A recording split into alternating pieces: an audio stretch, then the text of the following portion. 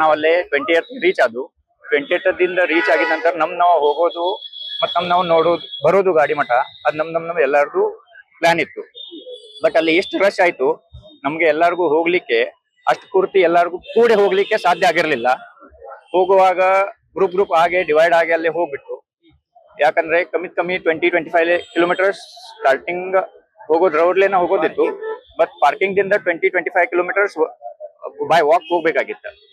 ನಾವಲ್ಲಿ ಹೋಗುವಾಗ ಗ್ರೂಪ್ ಆಗಿ ಹೋಗಿದ್ ಕೂಡ್ಲೆ ಎಲ್ಲಾರ್ದು ಒಂದ್ ಗ್ರೂಪ್ ಮಾಡಿದ್ದು. ನಾವಲ್ಲಿ ಮಹಾಕುಂಭ ಮೇಳ ಅಂತ ಒಂದು ಗ್ರೂಪ್ ತೆಗೆದಿದ್ದು. ಅದ್ ಗ್ರೂಪ್ ದಲ್ಲಿ ನಾವು ಕನೆಕ್ಟೆಡ್ ಇದ್ದು. ಬಟ್ ಎಲ್ಲಾರ್ಗು ಕೂಡಿ ಹೋಗ್ಲಿಕ್ಕೆ ಸಾಧ್ಯ ಆಗಿರ್ಲಿಲ್ಲ ಅದಕ್ಕೆ ನಾವು ಡಿವೈಡ್ ಆಗಿ ಹೋಗ್ಬಿಟ್ಟಿದ್ದು. ಎಲ್ಲೆಲ್ಲೇ ಬೇರೆ ಕಡೆಯಿಂದ ಟ್ರೈ ಮಾಡಿದ್ದು, ಎಲ್ಲೆಲ್ಲೇ ರೀಚ್ ಇದ್ದು ಅವ್ರಿಗೆ ಎಲ್ಲೆಲ್ಲಿ ಲೊಕೇಶನ್ ಇತ್ತು ಅದನ್ನ ಗ್ರೂಪ್ದಾಗ ನಾವು ಹಾಕಕತ್ತಿದ್ದು. ನಾವು ರೀಚ್ ಆಗಿದ್ದು ಎಲ್ಲರೂ ಕಮ್ಮಿ 11-12 ಮಟ್ಟ ಅಲ್ಲೇ ರೀಚ್ ಆಗಿದ್ರು ನೈಟ್ಗೆ. ಆದ ನಂತರ ಬೇರೆ ಘಾಟ್ ಇದ್ವು. ಅಲ್ಲಿ ಘಾಟದಲ್ಲಿ ನಾವು ಎಲ್ಲರೂ ಅಲ್ಲೇ ಸ್ನಾನ ಮಾಡಿ ಬರುವಾಗ ಒಂದು ಪ್ರಯಾಗರಾಜದಲ್ಲಿ ಸೆಕ್ಟರ್ ಇದೆ 3-4. ಆ ಸೆಕ್ಟರ್ ದಲ್ಲಿ ಒಂದು 9 ಪೀಪಲ್ ಒಂದು ಗ್ರೂಪ್ ಇತ್ತು ಅಲ್ಲಿ. ಅದರಲ್ಲಿ ಇವ್ರು ಮೃತ ಆಗಿದ್ದ ಅರುಣ್ ಕೊಪರ್ಡೆ, ಮಹಾದೇವಿ ಬಾವನೂರ, ಮತ್ತ ಜ್ಯೋತಿ ಹತ್ತರ್ವಾಟ ಮತ್ತು ಮೇಘ ಹತ್ತರ್ವಾಟ ಇವರೆಲ್ಲರೂ ಅದರಲ್ಲಿ ಇತ್ತು. ಮತ್ತ 5 ಮಂದಿ ಇದ್ರು ಇದ್ರಲ್ಲಿ. ಅವ್ರ 5 ಮಂದಿರಿಗೂ ಸ್ವಲ್ಪ ಹತ್ತಿದೆ, ಯಾಕಂದ್ರೆ ಅಲ್ಲಿ ಹೋಗುವಾಗ ಸ್ವಲ್ಪ ರಶ್ ಆಯ್ತು. ರಶ್ದಾಗ ಬರುವಾಗ ಅಲ್ಲಿಂದ ಜನರದ ಗಡ್ಬಡಾಗಿ ಅಲ್ಲಿಂದ ಬರುವಾಗ ಸ್ವಲ್ಪ ಊರ್ ಬಂದ್ರು. ಅದ್ರಾಗ ಇವ್ರು ಸಿಕ್ಕೊಂಡ್ ಕುಂತಿರುವಾಗ ಬ್ಯಾಗ್ ಬಿಗಿದ್ದು, ಅಲ್ಲಿ ಬ್ಯಾಗ್ ಎಲ್ಲ ಕೂಡಿ ತಗೊಂಡ್ ಹೋಗ್ಬೇಕಾಗಿತ್ತು. ಬರುವಾಗ ಅಲ್ಲೇ ರಶ್ ಆಗಿದ್ ಕೂಡ್ಲೆ ಪ್ಯಾಕ್ ಅದು ಅವ್ರಿಗೆ ನಡಕ್ ಸಾಧ್ಯ ಆಗಿರ್ಲಿಲ್ಲ.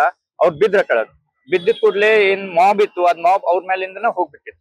ಅದರಲ್ಲೇ ಇವ್ರು 4 ಮಂದಿದ್ದು ನಿಧನ ಆಗಿದ್ದಿತ್ತು.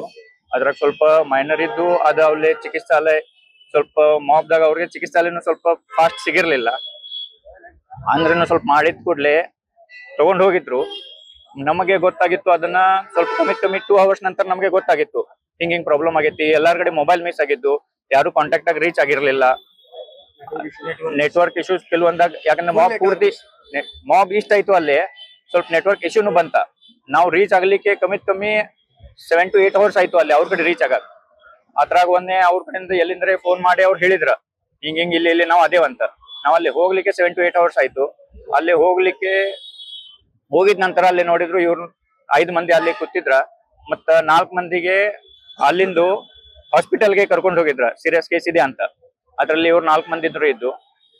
ಅಲ್ಲೇ ನೋಡಿದ ಕೂಡ್ಲೆ ಅದ್ ನಮ್ಗೇನ್ ಪೂರ್ತಿ ಗೊತ್ತಾಗಿರ್ಲಿಲ್ಲ, ಎಲ್ಲಿ ಹೋಗ್ಬೇಕು ಏನ್ ಗೊತ್ತಿದೆ. ಅವ್ರ ಅಲ್ಲಿಂದ ಆಂಬುಲೆನ್ಸ್ ಸ್ವಲ್ಪ ಸೇವಾ ಸಿಕ್ಕಿರ್ಲಿಲ್ಲ. ಎಲ್ಲಾ ರೋಡ್ಗಳು ಪ್ಯಾಕ್ ಇದ್ದು. ನಮ್ಗೆ ಹೋಗ್ಲಿಕ್ಕೆ ಬಹಳಷ್ಟು ತೊಂದ್ರೆ ಆಯ್ತು.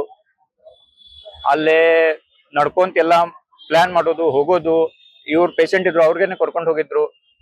ಅವ್ರಿಗೆ ಹೋಗಾಕನು ಸಾಧ್ಯ ಆಗಿರ್ಲಿಲ್ಲ. ಅಲ್ಲೇ ಕರ್ಕೊಂಡು ಹೋಗಾಕ ಕಮ್ಮಿ 5 to 6 ಕಿಲೋಮೀಟರ್ಸ್ ಅವ್ರ ಪೇಷಂಟ್ ಮಂದಿಗೆ ಕರ್ಕೊಂಡು ಹೋಗ್ಲಿಕ್ಕೇನು ಅದು ಹಾಸ್ಪಿಟಲ್ ಮಟ್ಟ ಕರ್ಕೊಂಡು ಹೋಗ್ಬೇಕಾಗಿತ್ತು.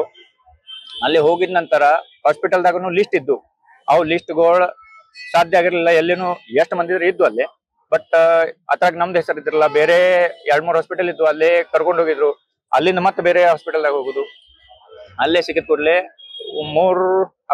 ಅಪ್ರಾಕ್ಸಿಮೇಟ್ಲಿ 2 ಗಂಟೆಗೆ ಮಧ್ಯಾಹ್ನ 29ಕ್ಕೆ ನಮ್ಗೆ ಗೊತ್ತಾಯ್ತು ಹಿಂಗ ಇವ್ರದ ಅದ್ ಮಾಬ್ದಲ್ಲಿ ಸ್ವಲ್ಪ ಇದಾಗೆ ಡಿಕ್ಲೇರ್ ಆಗೈತಿ ಅಂತ.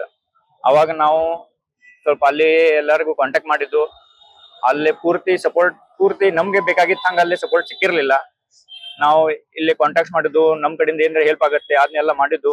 ಅಲ್ಲೇ ಸೇವಾಭಾರತಿ ಸಮಿತಿ ಇದ್ದು, ಶಿಲ್ಪಾ ವಿರ್ನೇಕರ್ ಅವ್ರದ್ದು ಸ್ವಲ್ಪ ಸಹಾಯ. ಹಾಗೆ ಸುಜಿತ್ ಸಿಂಗ್ ಅವ್ರದ್ದು ಅಲ್ಲಿಂದ ಬಂದ್ರು ಅವರು.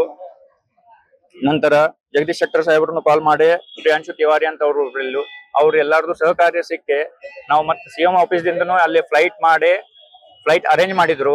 ದಿಲ್ಲಿದಿಂದ ನಾವು ತಗೊಂಡ್ ಬರೋದು ಪ್ಲಾನ್ ಮಾಡಿದ್ದು.